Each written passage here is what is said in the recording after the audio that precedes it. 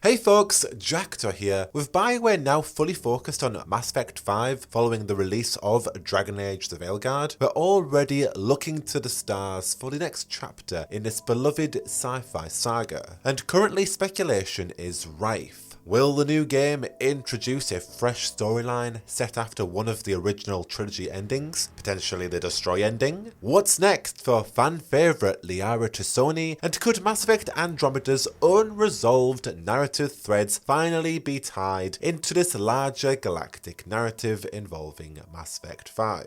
As BioWare hints at mature tone and storytelling, connections between the Andromeda and Milky Way galaxies, and a complete switch to the Unreal Engine, we're also eager to piece together every single teaser and uncover what lies ahead in the Mass Effect universe. So let's go ahead and do just that, uncovering everything we know so far about Mass Effect 5 in 2025. The whispers of a new Mass Effect game began on N7 Day 2018 when then General Manager Casey Hudson shared his enthusiasm in a BioWare dev diary. Hudson spoke about dreaming up what the next great chapter in the franchise could look like, which was of course a small hint but ignited some fan speculation about pre-production. Just a few months later, Jason Schreier of Kotaku at the time revealed that BioWare had quietly begun working on a new Mass Effect after the franchise was put on ice following Andromeda's lukewarm reception in 2017.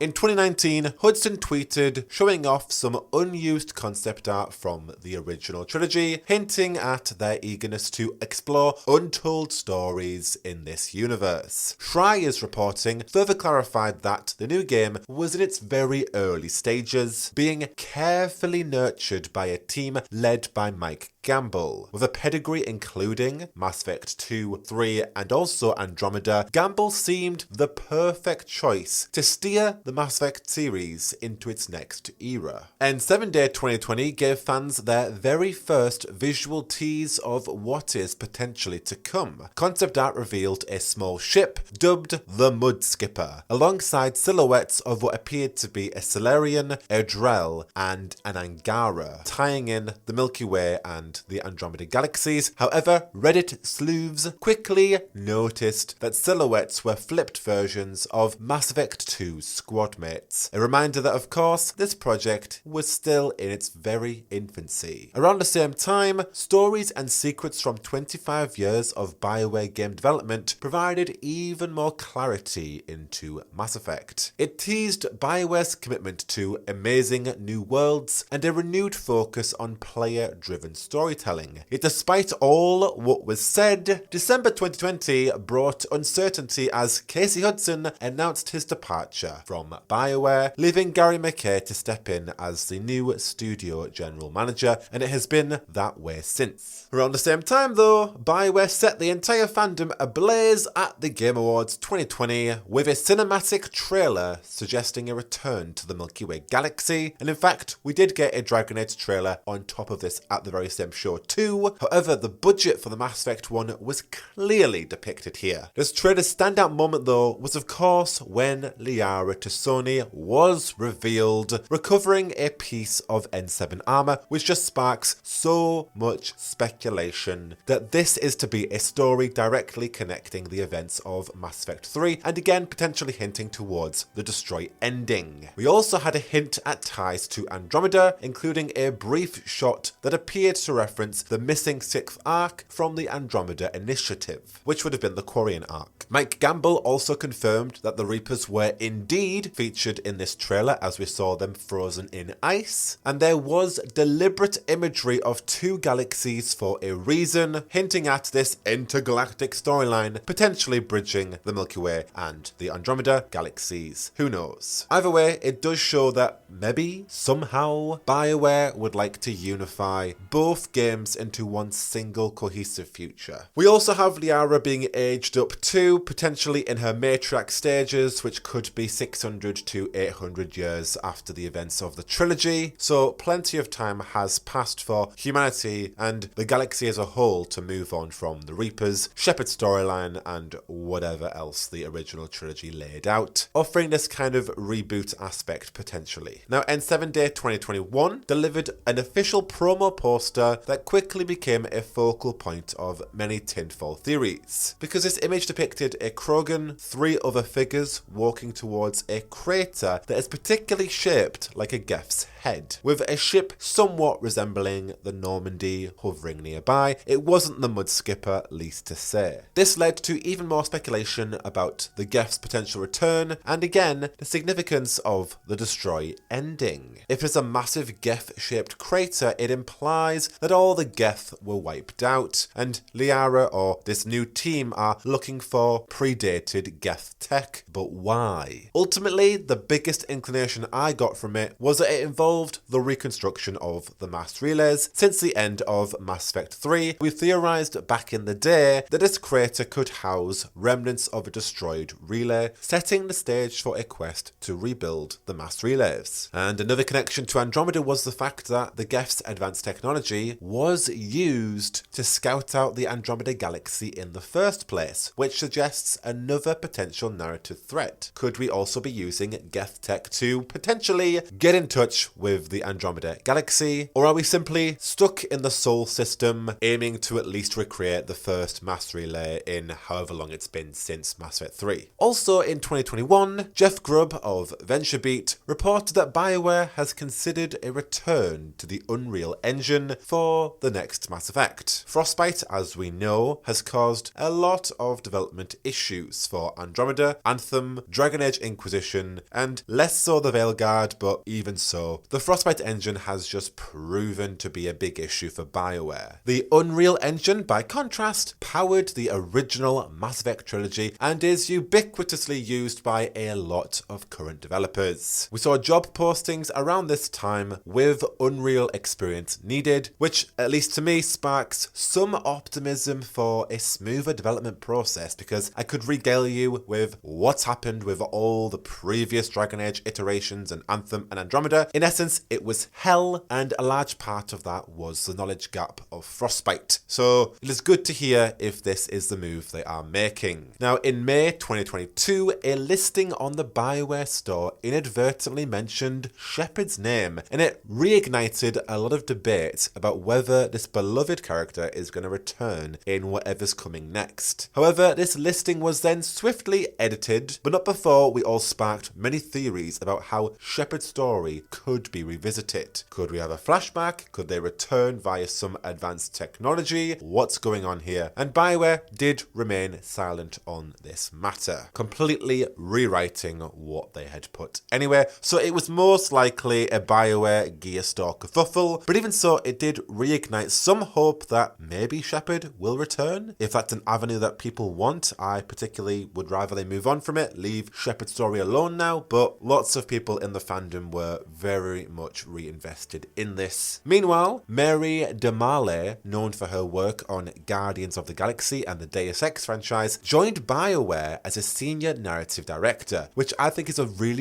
good move. Both franchises with Guardians and Deus Ex have brilliant storytelling and brilliant narratives. Guardians definitely surprised me in terms of what I was expecting for that game versus what I got. It was a great story, definitely undersold massively, I believe, and the marketing was pretty horrendous, but really good game. And of course, Deus Ex franchise is iconic. So Mary's experience and expertise in crafting, a sci-fi narrative experience, I am hoping is going to be a valuable addition to BioWare, hopefully regaining some semblance of the reputation they have for their storytelling, especially when we consider the stories told in Mass Effect. So really excited to see the narrative direction team behind this and what could potentially be on the cards for the next Mass Effect. Now, our N7 Day usual in 20 2022, we got another round of new teasers. This time, we got new concept art showcasing what I believe to be a partially constructed mass relay, of course, going along with this theme that they've all since been destroyed, and it's up to Liara or our new crew, or maybe even just a passage of time and humanity, they're recreating them all. And we had an audio tease from Liara herself, hinting at, of course, it wouldn't be Mass Effect without it, but a brewing galactic crisis. Liara specifically said the Council will be furious, although they should know by now not to underestimate human defiance, which for me immediately suggests that we will once more be playing as a human, exploring humanity's role in the galaxy once more. That might not be the case, but certainly suggests it. And this partially constructed relay had a caption which read, "Vacuum Dock Relay Construction Record Monitoring Station operated by Green Dagger Limited," which is introduced by a new mysterious character, Sub Navarach Soral Zilane Jones, who I think is immediately a Quarian, with then his first name kind of human surname, a shotgun surname potentially, hinting at more connections with the Quarians. Could this tie into that missing 6th arc from the Andromeda Initiative? Not really a massive connection there, because of course Quarians were in the Milky Way, but we still do have that missing 6th arc to contend with, and it was in the trailer, so there is some relevancy behind it. Either way, it all indicates towards this mass relay theory, and we have this Green Dagger Limited organization too. What's that all about? A new shadowy organization, or is it literally some kind of construction board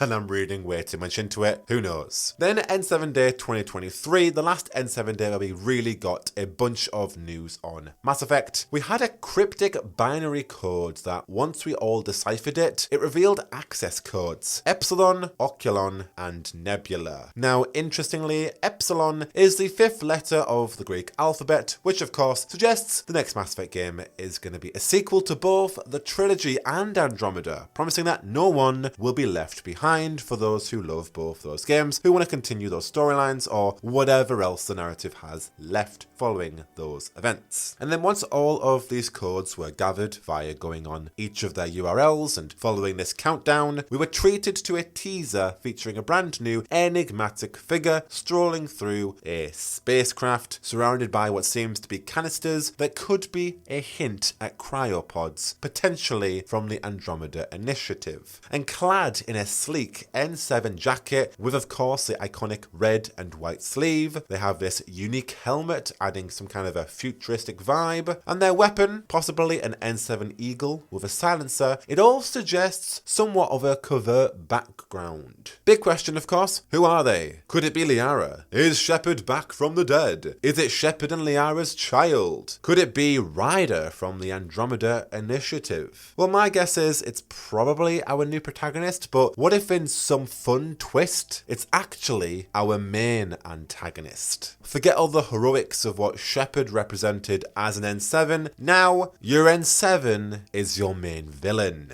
I'd like that as a fun twist, but who knows? We were all completely miffed with Andromeda's marketing because it teased this N7 figure from the very start, and it's like, oh, that's obviously the new hero. And no, it was actually Ryder's dad. So who knows where BioWare are going with their marketing direction now, but don't just expect this to be the main hero. It could be somebody completely different. And then in 2024, of course, with the Veilguard finally releasing in October after a decade-long wait, and don't we know it, attention that would have shifted to what's next for Mass Effect all went to the Veilguard, supporting that game and giving us an N7 Day armor for Rook. But before the Veilguard came out, the game's bold, stylistic art choice sparked plenty of debate online about how BioWare is going to approach the next Mass Effect. And Mike Gamble, our project director, chimed in, describing the upcoming game as photorealistic, of course raising expectations for stunning visuals, potentially shifted with the Unreal Engine if we are to believe those previous rumours. And then, when asked about the game's tone, once more in response to the Veilguard's tone, Gamble confirmed it will still stay true to the mature themes of the original trilogy. Mass Effect is Mass Effect, Gamble said, emphasizing that while both Dragon Age and Mass Effect do share the same studio, the creative processes are entirely different. Creating a sci-fi RPG requires a different kind of love compared to a fantasy epic like the Veilguard, according to Gamble. So for those worried about Veilguard's different style or tone impacting Mass Effect, you needn't fear, because the project directors just told you it's not going to follow suit. As for even more big questions, when will we see the next Mass Effect? Well, unfortunately, it's still a long way off. BioWare have been very open this entire time about the game being very early in development, with work reportedly not beginning in full until 2023. Now that the Veilguard is out and with no planned DLC for it, the current BioWare teams are now fully shifting their focus to Mass Effect 5, of course, besides those who are patching the Veilguard and doing the odd tweak here and there. So, trying not to be too optimistic, but I would love to see the next Mass Effect game in 2027-2028. The Veilguard started its full production stages in 2020, however, that was at the very start of the year, in the midst of the pandemic, with specific delays as a result, as they had to work on their hybrid approaches and build new procedures altogether. But now, with the current state of game dev, and with the majority of the BioWare team all hands on deck on Mass Effect, I would say 3 years from now is most likely. I mean, if the game has been in full development since 2023, 2028, most realistic, maybe 2029, considering the Veilguard did have 4 years of development, also again putting the pandemic into the equation there. Having said that, maybe the Unreal Engine could help streamline the development process easier. If it is a more efficient, easier engine to use and it's more ubiquitously used, perhaps that might help. Either way, only time will tell, and we do want BioWare to really spend as much time as possible in this game. Obviously, we don't want to be waiting 10 years and hearing about pivots here and there, but so far so good, right? Either way, I'll report on every single step of this project's development, you can be sure of that, but I want to know all your thoughts. What are your expectations for Mass Effect? I'm sure I'll have a conversation soon about my expectations for it, what I would like for it. Considering we barely know anything, it's definitely the right time to do a wish list and things like that. But yeah, what are you hoping for? What did you like about the Veilguard that you would love to see in Mass Effect 5? And what didn't you like about the Veilguard that you do not want to see in Mass Effect 5? I'd love to hear all of your thoughts down below. I'd say overall, I am cautiously realistic about this one. I am hoping for the best, and I'm excited to see what story they can tell following the events of the trilogy and of Andromeda, and how they're going to aim to cater to both, seemingly, in a way. It's going to be interesting to see what they want to do. You are in the right place for the latest on the next Mass Effect, and whatever else BioWare have in the works. Until the next one, I have been Jackdaw, and I should go. Whoa, whoa, whoa, whoa, whoa.